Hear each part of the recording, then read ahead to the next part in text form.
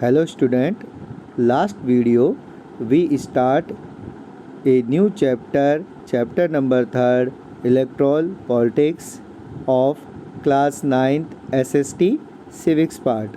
Last video we discussed the overview of this chapter. Today's topic is why do we need election, यानी कि आज का हमारा जो टॉपिक है वो है why do we need election, यानी कि हमें चुनाव की क्या ज़रूरत, क्या आवश्यकता होती है, इससे रिलेटेड आज हम पढ़ेंगे। So start this topic.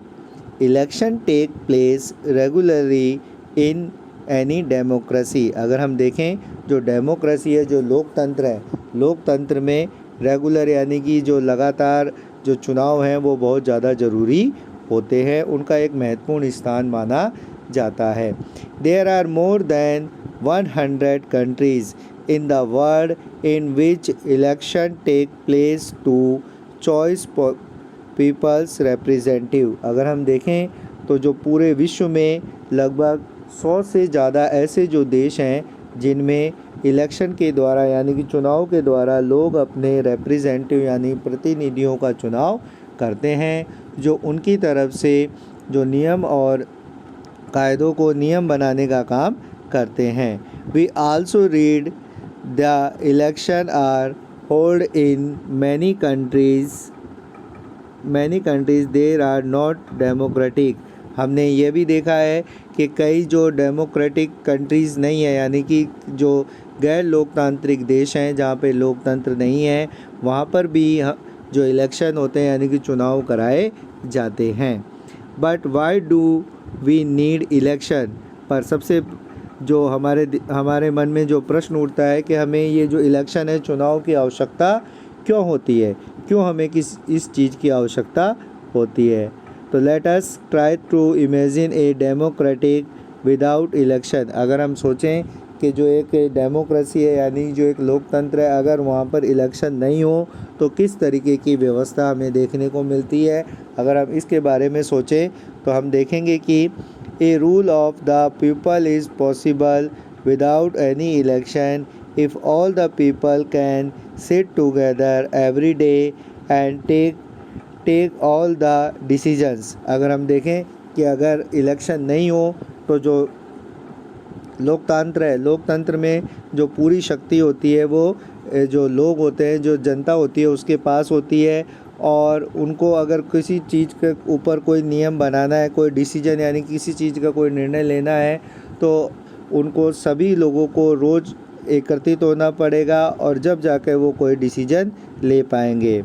But as we have already seen in chapter 1, this is not possible in any large community। लेकिन हमने जो चैप्टर 1 है उसमें ये पढ़ा है कि ये पॉसिबल नहीं है, जो एक बहुत बड़े समुदाय में ये पॉसिबल नहीं है कि सभी लोग हर किसी बात पे हर कोई निर्णय लेने के लिए एक जगह एकत्रित हो पाएँ। nor is the possible for everyone to have the time to knowledge to take decision on the all matters। यानी कि ये भी संभव नहीं है कि सभी व्यक्तियों को, जो सभी लोग हैं, उनके पास समय हो और नॉलेज यानी कि ज्ञान भी हो। यानी कि ये भी संभव नहीं है कि हर तरीके के जो मैटर होते हैं, हर तरीके के जो विवाद होते हैं, जो मसले होते हैं, उन पर हर कोई डिसीजन नहीं ले सकता है, हर कोई उस पर निर्णय नहीं ले सकता है। कई लोगों के पास जो एकत्रित होने का, इकट्ठे होने का समय नहीं होता है, तो कई लोगों के पास ये भी ज्ञान नहीं होता है कि वो इस पे क्या डिसीजन यानी कि क्या निर्णय लें। Therefore is in most democratic people's rule through their representative. इसलिए अधिकतर जो हम देखते हैं जो डेमोक्रेसी है उसमें जो people's rule to their representative यानी कि अपने प्रतिनिधियों के माध्यम से शासन करते हैं।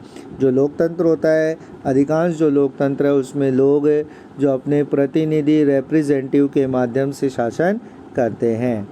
Is there a democratic way of selecting representative without election. और ये जो डेमोक्रेटिक जो डेमोक्रेटिक जो कंट्रीज़ है उसमें हम देखते हैं कि जो रिप्रेजेंटेटिव्स होते हैं उनका जो सिलेक्शन है, उनका जो उनको किस तरीके, उनको बिना इलेक्शन यानी कि बिना चुनाव के उनको किस तरीके से हम उनका चुनाव करेंगे। Let's us think of a place where representative are selected on the basis of age and experience. अगर हम देखें तो जो अगर चुनाव करने के अलग अलग तरीके हो सकते हैं, जैसे अगर हम चीज़ को देखेंगे किसी स्थान पर जो रिप्रेजेंटेटिव है यानी कि जो प्रतिनिधि है उसका चुनाव एज और एक्सपीरियंस के अकॉर्डिंग होता है, यानी कि उसकी आयु और अनुभव के आधार पर कई जगह पर चुनाव होता है। और a place where they are chosen on the basis of education and knowledge. और दूसरी जगह अगर हम देखें तो अगर माने कि जो दूसरी जगह जो रिप्रेजेंटेटिव है उसका चुनाव एजुकेशन यानी कि उस शिक्षा और उसके ज्ञान के आधार पर किया जाता है। There could be some difficulty in deciding on who is the more experienced और नॉलेजेबल, यानी कि हमें कई जगह पर यह जो चुनाव करने में बहुत जो डिफ़िकल्टीज़ यानी कि हमें कई समस्याओं का सामना करना पड़ेगा कि कौन सबसे ज़्यादा अनुभवी है और किस में सबसे ज़्यादा ज्ञान है। इसका पता हमको लगाने में बहुत ही ज़्यादा दिक्कतों का सामना करना पड़ता है। बट लेट अस से the people can solve this difficulties clearly. Such a place does not require election. अगर हम देखें तो अगर हम ये सब चीज़ें अगर लोगों पे छोड़ दें और लोगों को कहें कि जो समस्याएं हैं उनका समाधान किस तरीके से हो, तो उस स्थान पर हमें चुनाव की आवश्यकता नहीं पड़ेगी। But can we call this place as democracy. क्या हम ऐसे जो क्षेत्र है उसको डेमोक्रेसी यानी लोकतंत्र बोलेंगे। How do we find out of the people like their representative और नॉट। यानी कि हमें यह भी पता करना होगा कि लोग जो उनके द्वारा चुने गए जो प्रतिनिधि हैं उनको पसंद करते हैं या नहीं करते हैं। How do we ensure that these representative rule as per the wishes of the people's. और हम यह भी इंश्योर यानी कि हमें यह भी जो संभावित होना पड़ेगा कि जो रिप्रेजेंटेटिव जिनका चुनाव हुआ है, जो प्रतिनिधि चुने गए हैं, वो सभी लोगों की इच्छाओं को पूरा करते हैं या नहीं करते हैं। How the make sure that these how the people don't like do not remind their representatives. These require a mechanism by which people can choose their representative at regular interval and change them in their wishes of do so। मतलब हमें यह भी पता करना होगा कि कौन से ऐसे लोग हैं जो अपने रिप्रेजेंटेटिव अपने प्रतिनिधियों का रेगुलर इंटरवल यानी कि एक निश्चित समय पर उनको बदलने की शक्ति भी रखते हैं। This mechanism is called election. और इस जो मैकेनिज्म यानी कि इस व्यवस्था को हम इलेक्शन कहते हैं यानी कि चुनाव प्रणाली कहते हैं। Therefore election are consider essential in our time for any representative democratic. यानी कि जो प्रतिनिधि लोकतंत्र है उसमें इलेक्शन आज के समय में जो जहाँ पर भी प्रतिनिधि लोकतंत्र को अपनाया जाता है वहाँ पर इलेक्शन बहुत ज़्यादा ज़रूरी होते हैं। In an election the voters make many choice. यानी कि जो इलेक्शन जो होते हैं उसमें जो वोटर्स यानी कि जो वोटर्स का मतलब जो उन रिप्रेजेंटेटिव का चुनाव करते हैं उनके पास बहुत सारे जो विकल्प यानी कि चॉइस मौजूद होती हैं। They can choice we will make law for them. यानी कि उनके द्वारा जो ये मेक लॉ फॉर देम यानी कि उनके लिए जो कानून है उसको बनाने वाले लोग कैसे हों। They can choice who will from the government and take major decision. और कौन जो है सरकार बनाएगा और जो बड़े बड़े जो निर्णय हैं वो किसके द्वारा लिए जाएंगे।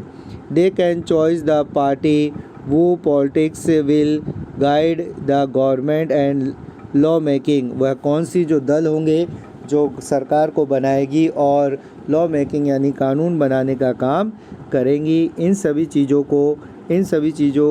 की जो चॉइस है वो एक वोटर्स के पास होती है कि वो किस पार्टी को वोट दे, किस व्यक्ति को वोट दे और किस तरीके से जो हमारी जो सरकार है उसको बनाने का काम किया जाए। तो जो इलेक्शन होते हैं उन्हें जो डेमोक्रेटिक कंट्रीज़ होती है यानी कि जो लोकतांत्रिक देश होते हैं वहाँ पर चुनाव की बहुत ज़्यादा ज़रूरत होती है ताकि जो रिप्रेजेंटेटिव है अच्छे रिप्रेजेंटेटिव यानी कि अच्छे प्रतिनिधियों का चुनाव किया जा सके।